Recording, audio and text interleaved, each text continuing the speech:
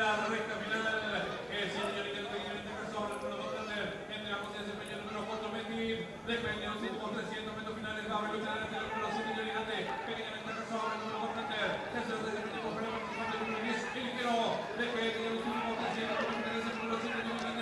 Retira por el número 10, ahora sobre el número 10, ligero. Tercero de ese peño número 4, Metir. Depende de los últimos 300 metros finales.